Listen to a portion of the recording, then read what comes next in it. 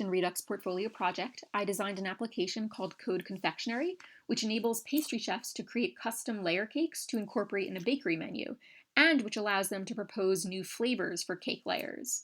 So here we see my cake constructor component, which is a container class component and is rendered at the root route of my application. This is the space where I will build the graphical representation of my layer cake.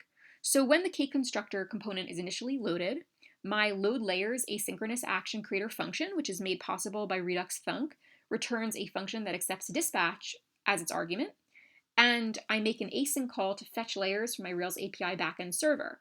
I handle the promises by calling then, convert the response to JSON, and after the async code is done, if I've ultimately gotten a successful JSON response back from my server, which contains the array of layer objects, I dispatch the action object that is returned by calling my synchronous action creator function setLayerSuccess with this array of layer objects as its argument. And that is where I see the batter flavor layers and the filling flavor layers displayed in this component. So in addition to fetching layers, flavored layers from my Rails API backend, I also have the ability to stack and unstack layers from my layer cake, and I have corresponding actions for stacking a cake layer and unstacking a cake layer. So here I will demonstrate designing a cake by stacking and unstacking layers. Let's say I want to create a cake which has a lemon batter flavor. So I can click lemon, and I'll give that some key lime pie filling in the middle, and the base of the cake will also be lemon. So at this point, I see that the current cake cost was updated, and I can proceed with my pastry planning.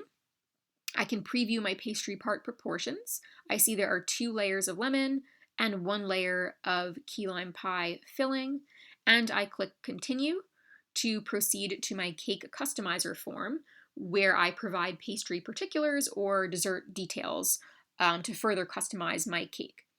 And cake customizer form, I also have this also constitutes another container class component. And here I handle validations. I can, I'm not allowed to leave certain fields blank. So as a customer, I must enter my name. But if I leave a space, I will see that customer must be valid. Please try again.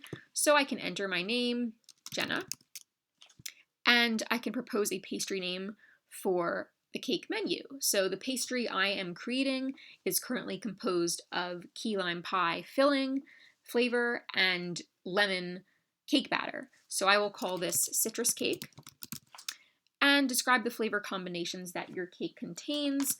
Tangy key lime pie filling encased in 2 layers of zesty lemon cake.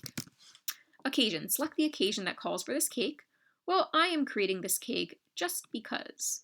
The message. Enter a custom message to display on your cake when life gives you lemons and limes.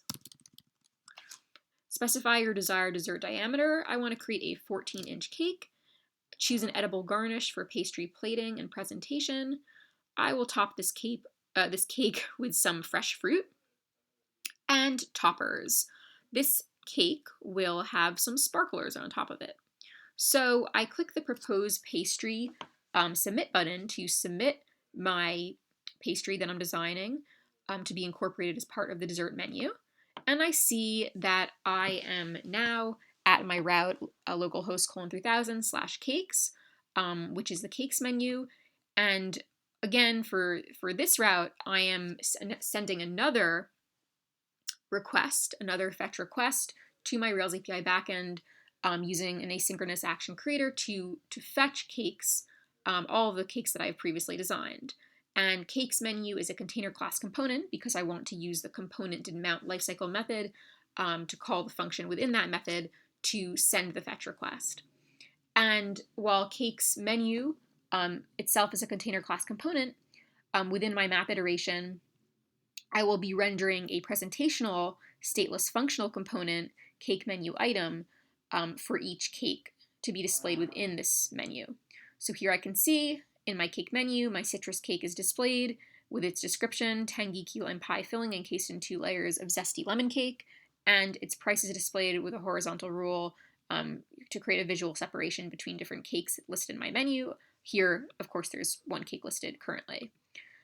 In terms of other routes, I can click on my pastry planning pointers to see pointers for planning a pastry when designing the cake layout.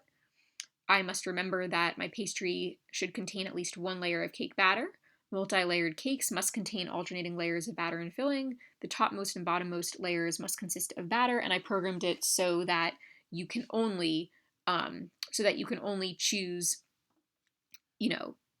batter and filling layers alternating, and you can only submit a cake if it has at least one layer of cake batter. You cannot create a cake that is solely composed of one layer of filling. I can also propose a new flavor for a cake, and here I have another container class component. I can fill in the field below with a new flavor for my cake layer, enter a batter or filling flavor here. Let's say I want to create a cheesecake.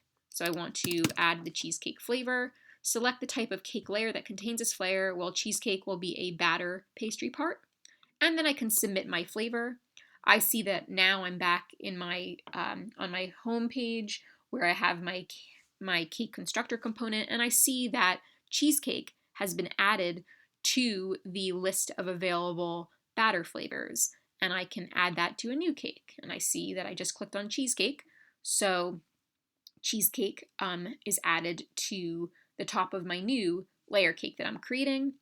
Another thing to note is that you can remove layers or unstack layers in the reverse order in which they were added to the cake. So if I remove, I can click the minus sign here to remove the cheesecake layer, and I'm back to my cake placeholder.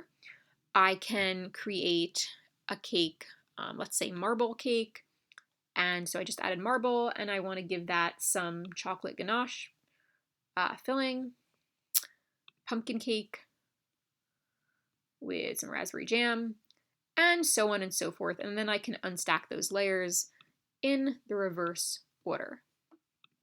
So that just about sums up the demo of my application. Thank you so much for listening, and I hope you enjoyed.